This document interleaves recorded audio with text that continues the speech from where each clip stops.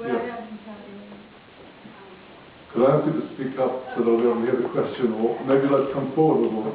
Or just repeat the question. So I was fortunate to be raised in a family that was very health conscious, and I always eat fully as a child. Then when I grew up, you go out and work, and you go to school, when you go to the stores, the options that are kosher are often not helpful. It's much more difficult to eat properly when you're eating kosher because of bugs in food and just what's available with extra on it. So I was wondering whether that was... Well, there's one aspect in which it's easier to eat kosher and healthily here in America than it is in Israel. Because in Israel, the fruits and vegetables are subject to many laws of Truma and Masrot, tithes. This year it's the Shnat HaShemitah, the sabbatical year, and therefore to buy fruits and vegetables, it's not enough just to go to the greengrocer, the fruit shop. You have to check that all the food is permitted to eat in relation to the halachot of Truma, Maser, Shemitah. Here in America, except where some stores are selling imported fruit from Israel, where there may be questions about the kashrut, by and large the fruit and the vegetables are available even in places where there's no kosher restaurant, kosher supermarket within hundreds of miles, which is the case for many of our brothers and sisters across North America. Now, I'm not saying that fruit and vegetables should be a staple part of the diet of everyone. There are some people, Rambom himself says to moderate our intake of fruits, but for a very good part of the population, fruit and vegetables are an excellent basis of the diet. Now, for those who are cooking foods, something that is available in areas where there's no kosher food is whole kernel grains of various kinds, wheat, rice, buckwheat, barley, and so on and so forth. And again, not necessarily for everybody, but for many people, the grain, and particularly whole grain, is really the best base of the diet. When it comes to proteins, there are ways of getting healthy proteins, even when you're not in a kosher area, eggs, and I don't want to get into recommending soy protein because it's an area of great controversy.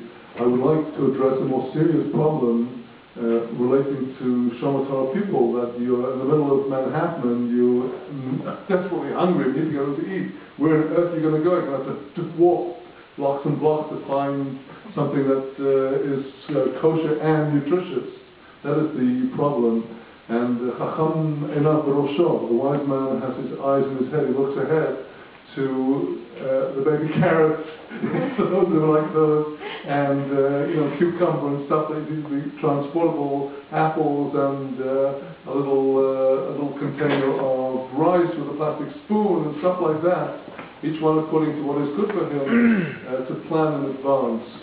And almonds, raisins, all those things, it can be done with a little ingenuity. Yes. Rabbi, one subject you haven't touched on, which is hereditary and genes, which play a large part in the way we look and feel in some individuals. And that's just a statement I want to make, because you can eat until the cows come home. If you're built a certain way or have hereditary luck, as they say, then you can be healthy all your life with a minimal amount of exercise and discomfort in the way you eat. It's one evening presentation one is not able to cover everything, and obviously there is something that is called muzzle when it comes to constitution. It's a muzzle, and in fact we each have this muzzle, and you can spend years just getting to know what the muzzle is, discovering what it is, and through trial and error. It's not at all easy. And maybe this also is sent from heaven to test us and so on.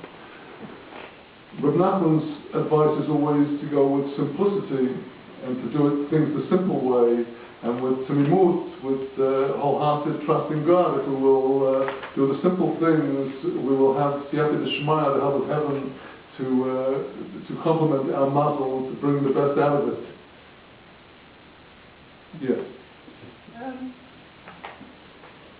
Perhaps one way of starting is just to say, eat half of what your Islamic says, or what you were going to do. When you're going to leave food on the side? It's actually committed to do that. It's written in the Sfarim to leave a portion of the food uneaten on the plate.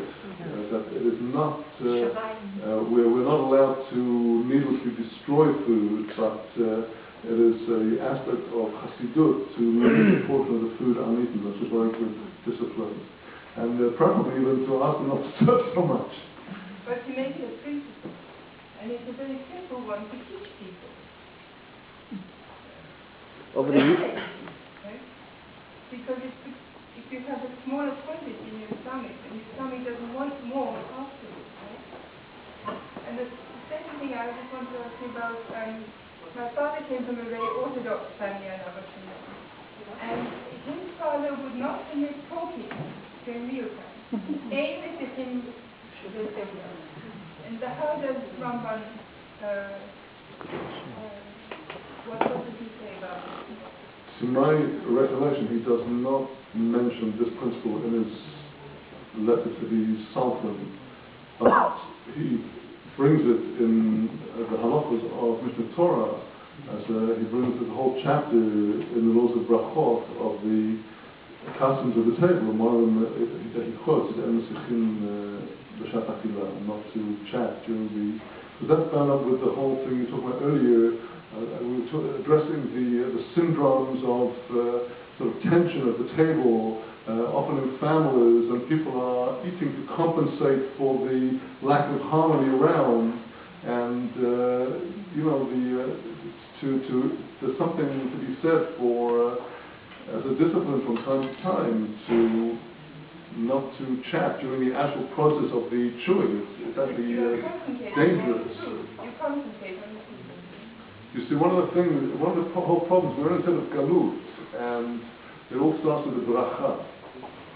When you sort of turn your face and put your hand over your cheek and spit out the bracha, as if that is just the necessary condition before you can then get into the food, from the point of view of Hasidut and Derech Eretz, the whole experience of eating has been lost, because it starts with the bracha, with kavanah, with thanking God for this food, which is my sustenance for now, for the next few minutes and few hours. And it's the saying of the bracha with intention that actually lifts this out of being a purely physical experience into the partaking of the divine sustenance, the manna which comes in through the words of the bracha.